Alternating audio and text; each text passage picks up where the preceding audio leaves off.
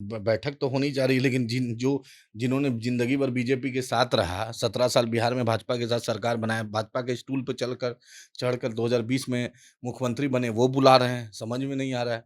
कोई 17 साल बीजेपी के साथ रहे, फारूक अब्दुल्ला जी बीजेपी के साथ रहे, महबूबा मुफ्ती बीजेपी के साथ रही, ममता बनर्जी जी बीजेपी के साथ रहे, वाहिद एमआईएम का छोड़कर बतलाइए।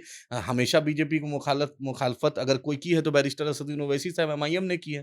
कांग्रेस और बहन जी जैसी लीडी इतनी बड़ी कद्दावर लीडर हैं, मायावती जी को नहीं है। बीएसपी पूरे हिंदुस्तान में प्रेज़ेंस रखती है। अगर कांग्रेस और भाजपा के बाद कोई नेशनल पार्टी है तो बीजेपी बसपा है। तो समझ में नहीं आता है बसपा को ये दलितों को नहीं चाहते हैं, ये आदिवासी कम्युनिटी से कोई लीडर नहीं आ रहा है, मुस्लिम से कोई नहीं आ रहा है। तो ये जो 35-40% जो मूल निवासी हैं, ये जो बहुजन समाज से आते हैं, इनके बिना आप कैसे बीजेपी को हरा पाइएगा? आपने रोहित वेमुला को आपने देखा कि सुसाइड करने पे मजबूर हुआ, आपने उत्तर प्रदेश में सेंगर जैसे लोगों को आशीर्वाद दिया, आपका गृह मंत्री का बेटा गाड़ी चढ़ा दिया, आपने देखा है ये सब चीज़? तो बीजेपी तो मुसलमानों के साथ, दलितों के साथ और उसके आदिवासी बिरादरी के साथ क्या सलूक करती है आपके सामने है। तो कभी आरक्षण मिला ही नहीं देश पे। अमित शाह जी की जानकारी कम है। अरे ओबीसी बिरादरी को मिली है, अति पिछड़ा बिरादरी को, मुसलमानों को कहीं आरक्षण नहीं है।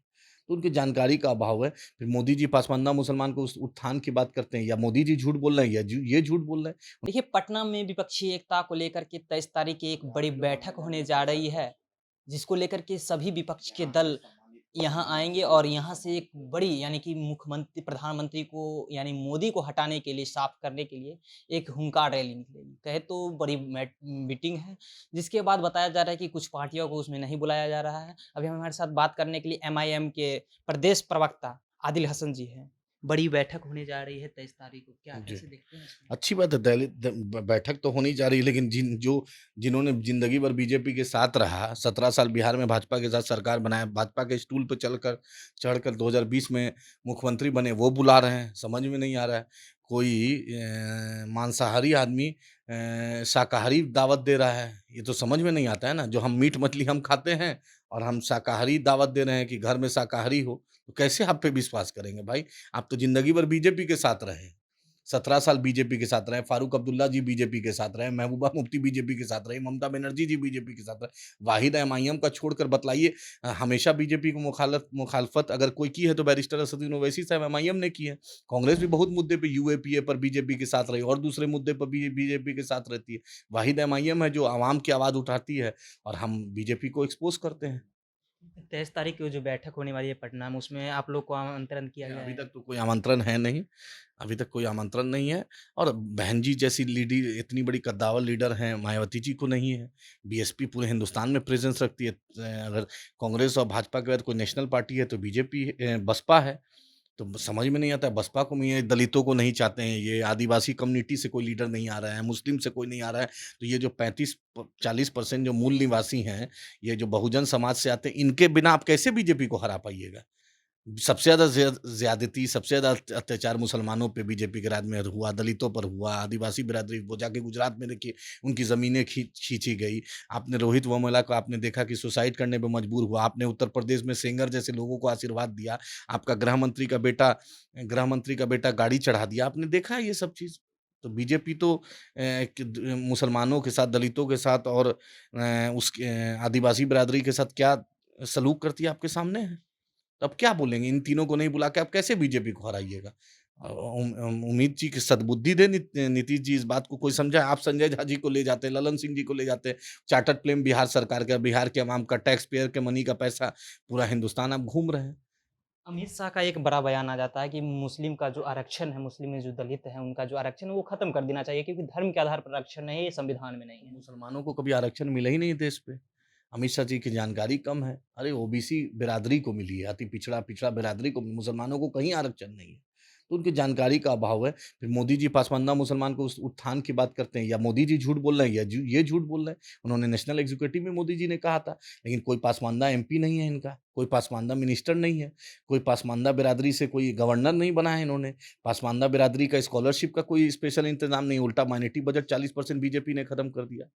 तो आपके सामने एग्ज़ाम्पल है, बीजेपी के कथनी और करनी में तो आसमान-ज़मीन का फ़र्क है आपके सामने है। ना 15 करोड़ आया, लाख रुपया आया, ना 2 करोड़ रोज़गार आया, ना 100 स्मार्ट सिटी बना, ना 2022 तक मकान मिले, ना पानी मिला, ना दाऊद आया, चाइना घुस रहा है, कुछ नहीं बोल पा रहे हैं। इनकी तो कथनी करनी आपके सामने है। इस तरफ से बोला जा रहा है कि बीजेपी की बी टीम अगर मानी जाए तो वो एमआईएम है, जी, ऐसा आरोप आप है। ही बतलाइए 17 साल बीजेपी के बगिया में कौन फूल खिलाया? नीतीश जी। राजद पहली बार लालू जी जब चीफ मिनिस्टर बने 33 बीजेपी के एमएलए से समर्थन से सरकार बनाए। फारूक अब्दुल्ला जी सरकार बनाए थे बीजेपी के साथ। महबूबा मुफ्ती मोहतरमा बनाई थी। ममता बनर्जी जी बनाई थी। एनसीपी तक बनाया था।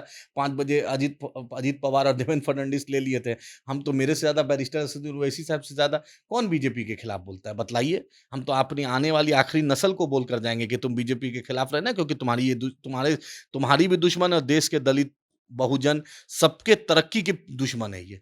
हम तो बोलेंगे इन्होंने नवाज़ शरीफ के यहाँ बिरयानी खाते हैं और आकर यहाँ के मेजॉरिटी कम्युनिटी को डराते हैं मुसलमानों से। आपके सामने अडवाणी जी जिन्ना के मज़ार पे जाकर सेक्युलरिज़्म का सर्टिफ़िकेट बाँटते हैं और बीजेपी मुसलमानों को पाकिस्तान का नाम देती है। तो आप जनता की अदालत में हैं, जनता इंशाअल्लाह इंसाफ़ करेगी।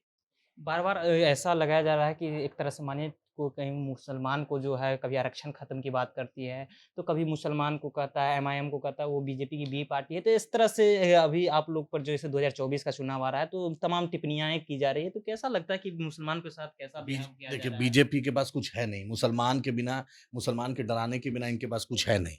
मुसलमान को डराएगा तभी कुछ कर पाएगा, बाकी इनके पास कुछ है नहीं। मंदिर, मस्जिद, मुसलमान, पाकिस्तान, बिरयानी, शेरवानी, जिन्ना के अलावा इनके पास है। रोज़गार पे बात नहीं करेंगे, महँगाई पे बात नहीं करेंगे, चाइना के घुसपैठ पे बात नहीं करेंगे, जीडीपी पे बात नहीं करेंगे, रेल हादसा पे बात नहीं करेंगे। इनके पास सिर्फ़ मुसलमानों को एक मेजॉरिटी कम्युनिटी को डराने के अलावा इनके पास कुछ मुद्दा नहीं है। ये तो बोल रहे हैं, लेकिन जनता इनको इस बार पैदल कर देगी इंशाअल्लाह ताला। जनता की अदालत बहुत बड़ी। इंदिरा गांधी जी को भी जनता ने थंपिंग मेजॉरिटी को दिया था, राजीव गांधी जी को भी दिया था, डॉक्टर मनमोहन सिंह की सरकार को भी दिया था, फिर जनता तुरंत रोड पे लाना जानती भी है। जनता की अदालत सबसे बड़ी अदालत है। ऐसा बताया जा रहा है कि जिस तरह से हिंदुओं में होती है आरक्षण दिया जाता है, उस तरह से मुस्लिम में भी दिया गया मुस्लिम तो क्यों नहीं हिंदू के भी ऊपर तो कह सकते थे कि इसका आरक्षण खत्म कर दिया जाए। तो मुस्लिम को ही क्यों टारगेट किया जा रहा है कि मुस्लिम का ही आरक्षण खत्म किया जाए? मुस्लिम को मुस्लिम को मुस्लिम को मुस्लिम को आरक्षण मुसलमान को आरक्षण ही नहीं है मेरे भाई, ना हिंदू बिरादरी को, ओबीसी बिरादरी को है, पिछड़ा अति पिछड़ा को है, जानकारी का अभाव है। असल में प्रधानमंत्री का डिग्री पर शक है तो क्या कीजिएगा? उनके चेले चपाटी पर और ये सब मामला होता है। मैं बिहार वासियों से पूछना चाहता हूँ, बतलाओ आपने 2014 में, 19 में आपने थंपिंग मेजॉरिटी से बीजेपी को वोट दिया। बतलाइए बिहार को स्पेशल स्टेटस मिला, पटना यूनिवर्सिटी को सेंट्रल यूनिवर्सिटी का दर्जा मिला, बिहार की बाढ़ की समस्या दूर हुई, बिहार की बेरोजगारी की समस्या दूर हुई। बतला दीजिए कि मोदी जी ने बिहार को कुछ ऐसा 10 चीज़ बतला दें जो अलग से दिया हो।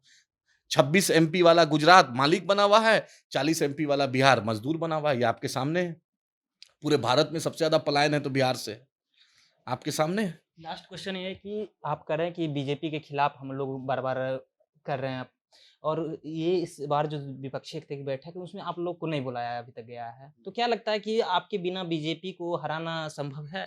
ये मुसलमान लीडरशिप बढ़ना नहीं देना चाहते, ये दलित लीडरशिप बढ़ना नहीं देना चाहिए, आदिवासी बिरादरी की लीडरशिप बढ़ने नहीं, इसी से दिक्कत है।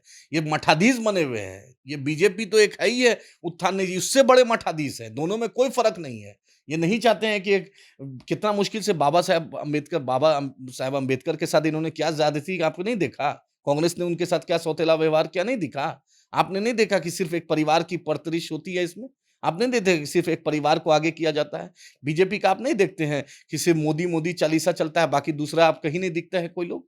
आपने नहीं देखा कि अमित शाह जी ने कैसे जेपी नड्डा राष्ट्रीय अध्यक्ष को धक्का दिया था? वीडियो दुनिया के सामने है। नोटबंदी रातों-रात इन्होंने कर दिया, लॉकडाउन रातों-रात कर दिया। जनता की अदालत बहुत समझदार है भारत की जनता। इंदिरा गांधी को भी चुनाव हराई है, राजीव जी को भी हराई है, डॉक्टर मनमोहन सिंह भी पैदल हुए हैं। जनता इनको भी पैदल करेगी इंशाअल्लाह ताला। देखिए, ये हमारे साथ एमआईएम के प्रदेश प्रवक्ता आदिल हसन जी थे। इन्होंने कहा कि जिस तरह से विपक्षी एकता को बुलाया जा रहा है, तो एमआईएम को भी बुलाया जाना चाहिए क्योंकि बिना मुसलमान एकता के बिना विपक्षी एकता नहीं है और बीजेपी को आप हटा नहीं पाइएगा। फिलहाल इसमें आपकी क्या प्रतिक्रिया है? कमेंट बॉक्स में ज़रूर बताएँ। आप जनता जंक्शन देख रहे हैं, मेरा नाम ऋषि है।